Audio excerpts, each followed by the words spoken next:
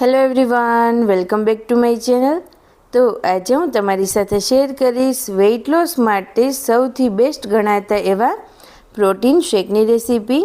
આ પ્રોટીન શેકને તમે બ્રેકફાસ્ટ અથવા તો ડિનરના રિપ્લેસમેન્ટમાં લઈ શકો છો અને તેનાથી ખૂબ જ જલ્દી અને એકદમ હેલ્ધી વેઇટ લોસ થાય છે। તો જો તમારે પણ વેઇટ લોસ કરવો હોય કે સારી હેલ્થ માટે પીવું હોય, આ પ્રોટીન શેક તમે ઘરે જરૂરથી ટ્રાય કરજો। અને વિડીયો જોઈતા પહેલાં મારી ચેનલ ઉપર નવા હોય તો નીચે આપેલા રેડ બટન ઉપર ક્લિક કરી ચેનલને સબસ્ક્રાઈબ કરી દો અને બાજુમાં આપેલો બેલ બટન પ્રેસ કરી દો। તો સૌથી પહેલાં આપણે પ્રોટીન પાવડર બનાવીશું, જેને તમે એક વખત બનાવી અને ઘણા લાંબા સમય સુધી સ્ટોર કરી શકો છો। તેના માટે આ રીતેનું એક પેન લઈ અને તેમાં 1 કપ જેટલા શિંગદાણા અને 1 કપ જેટલા દાળિયા લઈશું। દાળિયા અને શિંગદાણામાં ખૂબ જ સારા એવા પ્રમાણમાં પ્રોટીન આવેલું હોય છે અને તે પ્રોટીન પાવડરમાં એડ કર્યા પછી તે પ્રોટીન પાવડર તમે લેશો તો ઘણા લાંબા સમય સુધી ભૂખ પણ નથી લાગતી। આપણે તેને હલકા એવા શેકી લેવાનું છે, લગભગ 1 મિનિટ માટે જ શેકીશું। ત્યારબાદ આપણે ડ્રાયફ્રૂટ લઈશું। તેમાં મેં કાજુ, બદામ, અખરોટ અને પિસ્તા લીધેલા છે। તેને પણ 2 મિનિટ માટે શેકી લઈએ અને ત્યારબાદ તેને પણ આપણે સેમ પ્લેટમાં કાઢી લઈશું।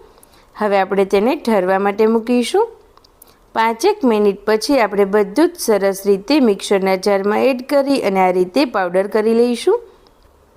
આ પાવડરમાં જો તમારે હજુ કંઈ એડ કરવું હોય તો તમે થોડા મખાના અથવા તો ઓટ્સ પણ એડ કરી શકો છો।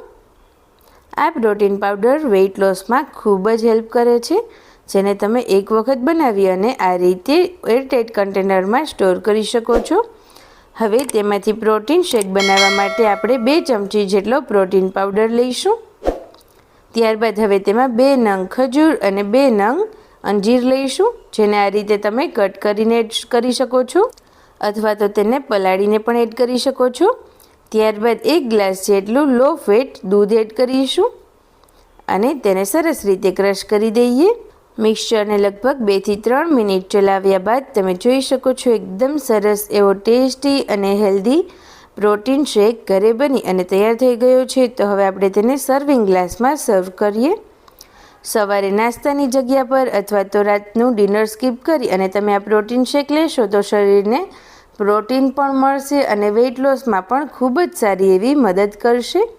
તો જો તમે પણ માર્કેટમાંથી પ્રોટીન શેક લેતા હોય અથવા તો લેવાનું વિચારતા હોય તો આ રીતે ઘરે જરૂરથી ટ્રાય કરજો, જેમાં તમે ઘરે પ્રોટીન પાવડર અને પ્રોટીન શેક બંને તૈયાર કરી શકો છો।